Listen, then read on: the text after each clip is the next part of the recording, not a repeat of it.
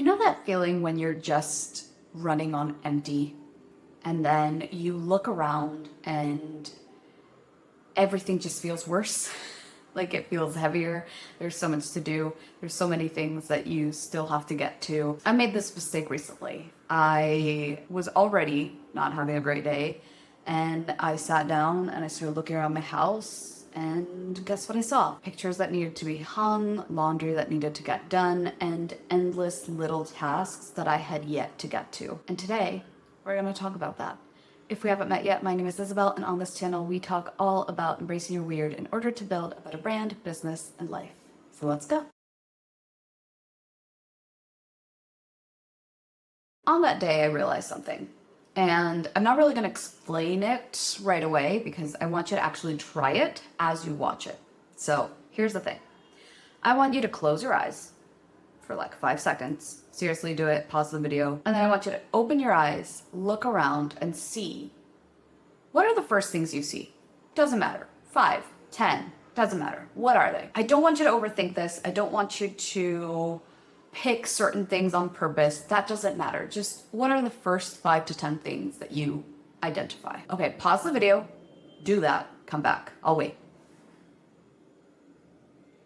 Are you back yet? Did you actually do it? Or did you decide to watch the video fully?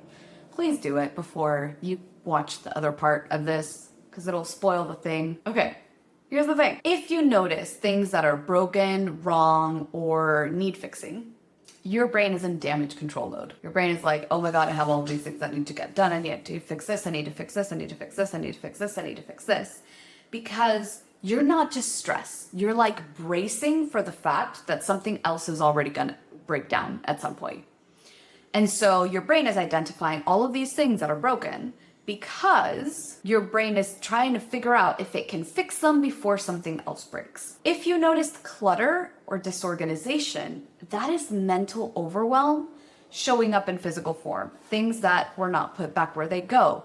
Things that don't have a place to go. All of this clutter is in here first. I don't know who said it first, like that your environment is a reflection of your physical environment is a reflection of your mental state, but I truly believe that that is the case because I can see it in my own home, right? I can see how when I'm in a busier period of my life or in a more stressed out period of my life, immediately my home gets more messy, less organized, more cluttered, etc. When the outside feels chaotic, it's usually reflecting something on the inside. If all you noticed were tasks, things that need to get done, that is showing you that your brain has not shut off. It is a constant pressure valve. You're not just stressed, you are pressuring yourself even when you don't need to. Your brain, your nervous system is in such a state of alert, it's not learning how to stop for a second. If you notice things that feel out of place, things that belong somewhat to someone else, things that maybe don't feel right, they feel weird to be in your space, maybe that's a sign that you feel like that space doesn't fully belong to you. And don't get me wrong, this doesn't need to be other people's things. This could be of a past version of you, right? Let's say, hypothetically, that you're someone who worked in corporate at a company for 15 years and you quit 2 years ago, but there's still pieces of that life lying around. You see them, right? And so your space doesn't feel truly yours in this moment. Somehow like you're living someone else's version of life. And if you notice things you love, things you're grateful for, things that make you feel joy, then congratulations. Your mindset is in a great spot right now. At least at the moment that you did this exercise, because even if it's not perfect, because nothing ever is, you noticed some good things. You didn't notice things that added more pressure and stress to your life. Instead, you noticed things that you could be like, hey, this is actually good. Now, here's the part that changed everything for me. I want you to remember Alice in Wonderland. I call this exercise the down the spiral exercise, kind of like the down the rabbit hole in Alice in Wonderland, where she's like falling down the rabbit hole and there's like these hundreds of things and there's books and teacups and furniture and things that are falling down with her, right? The flow doesn't stop. The chaos doesn't stop. The things don't stop. But what she reaches for, what she lands on, what her eyes look at while she's in this chaos, are the things that are most important. Not because they are of higher importance, but because they're the things that she's noticing. They're the things she's giving her attention to. I'm sure you've all heard of the phrase, what you focus on expands. And that is what I want you to think about. What are you focusing on? Are you focusing on things that are broken? Are you focusing on tasks that you need to do? Are you focusing on things that don't make you feel like you can step into the version of yourself that you are today?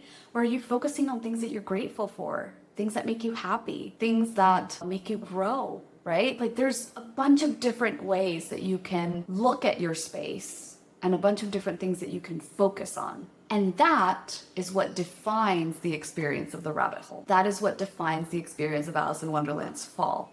The things that she focuses on, no matter what they are. So the problem isn't the environment. The problem is what we're focusing on in that environment. Now, obviously, I'm not saying, oh, focus on that one pretty thing in the corner and ignore all the other things. That's not what I'm saying at all. What I'm saying is a lot of times when our nervous system is dysregulated, when we're overwhelmed, when we're stressed, when we have too many things to do, we don't notice the good thing that's sitting in the corner. We don't notice the painting that we bought and we were so excited about and that we love. We notice the stress, the overwhelm, the undone things, the broken things. When I looked around my house that day, all I saw were tasks.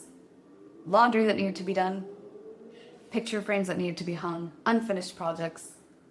And that didn't make me feel better. It made me feel worse. But it was a very honest reflection of my mental state in that moment. And that is what this exercise gets at, an honest reflection of your current mental state so that we can now, since we're aware of it, do something about it. So what do you do when you catch it?